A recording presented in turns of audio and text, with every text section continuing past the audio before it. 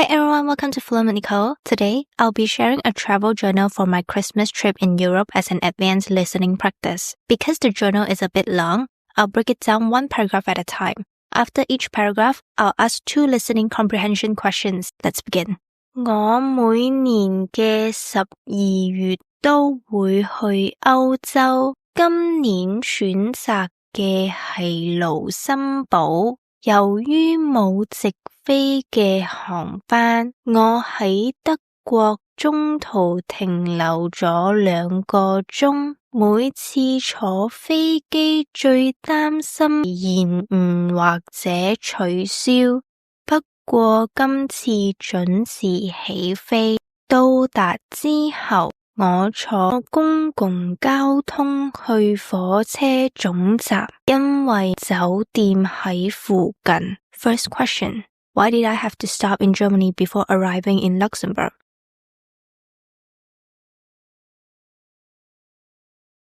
Second question, how did I get to the train station after landing? Now let's move on to the next paragraph. 第一日主要喺盧森堡嘅市中心觀光，我去咗一個好出名嘅電梯，但係天氣唔好，睇唔到靚景。之後行去睇古蹟，不過冬天冇開門，我淨係喺出面睇。要上好多級樓梯，記得着舒服嘅鞋，然後去咗一間好出名嘅咖啡店，有好多朱古力匙羹嘅口味可以揀，我揀咗薄荷味。除咗朱古力，2樓仲可以食早餐。我原本打算去博物館，但係星期一冇開門。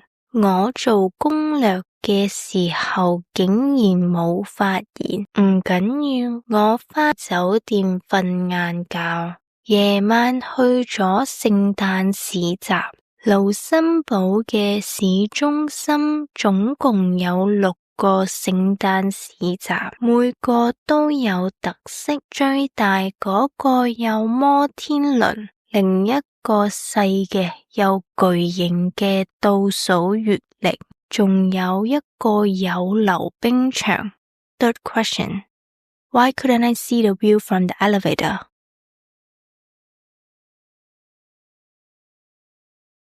Fourth question, why didn't visiting the museum work out on that day?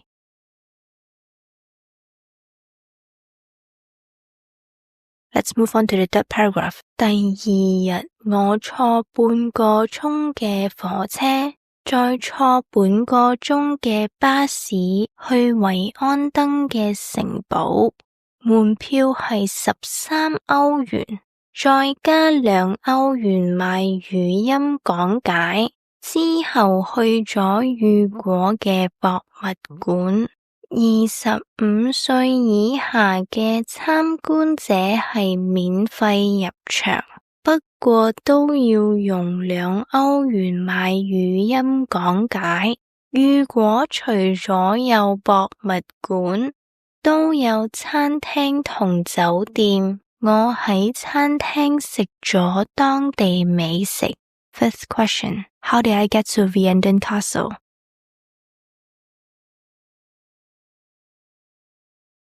Sixth question, how much did I pay for the Victor Hugo Museum?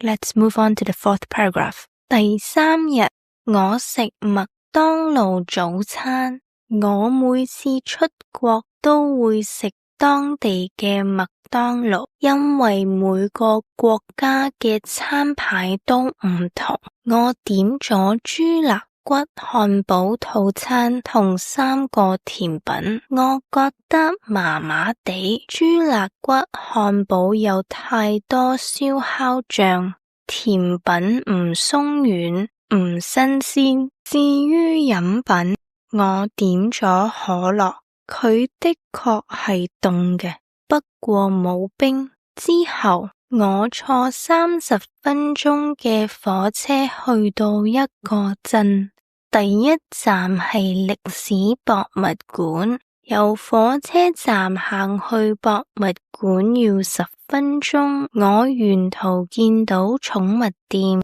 順便買咗手信俾我嘅狗。參觀完博物館，我去咗市政廳前面嘅聖誕市集。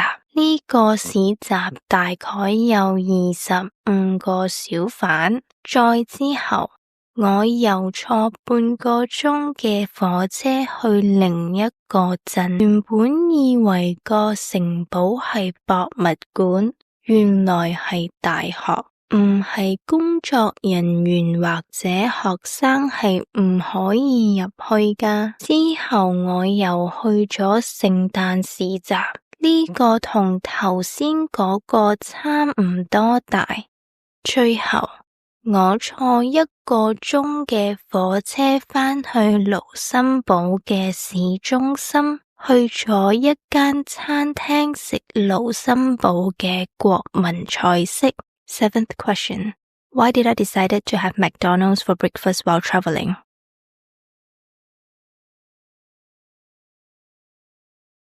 Eighth question. Why wasn't I able to go inside castle I visited later that day?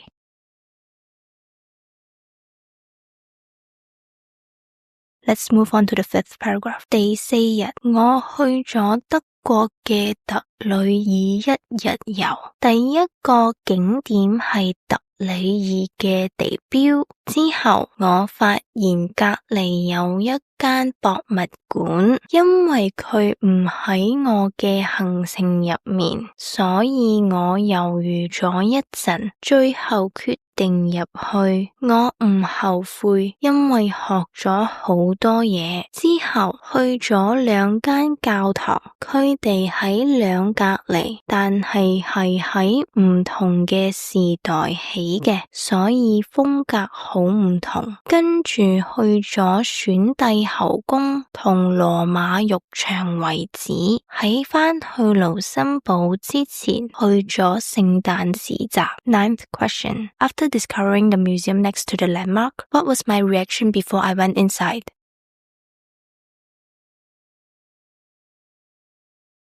Tenth question. Why did the two churches I visited look very different from each other?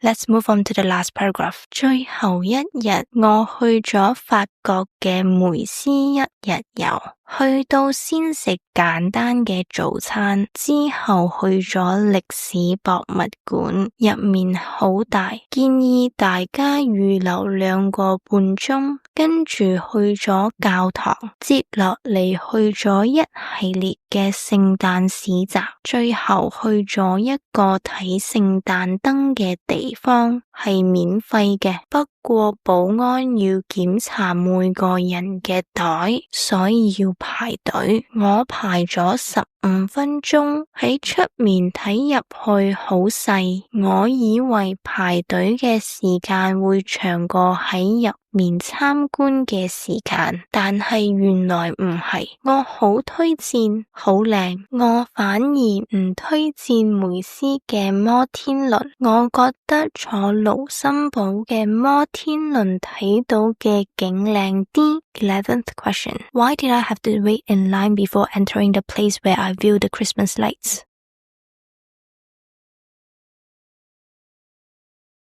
12th question. Why did I think the Ferris wheel in Luxembourg was better?